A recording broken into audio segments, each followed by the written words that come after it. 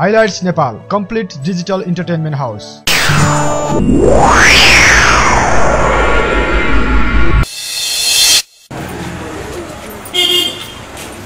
मुया हजुर भरे घरमा मन्त्रीज्यू आउने कुरा छ मेजबानी राम्रैसँग गर्नुपर्छ यहाँ उधारो सुधारो लगेर चाहिँ त्यहाँ काम चलाउनु मसँग फेरि चेक मात्रै छ के क्याश नभएर मिलाइदिनु है त्यति ल ल जाऊ जाऊ कुरा सुन्नु भयो नि त सारजी के कुरा भन्नु पहिलाको उधार पैसा तिर्नु न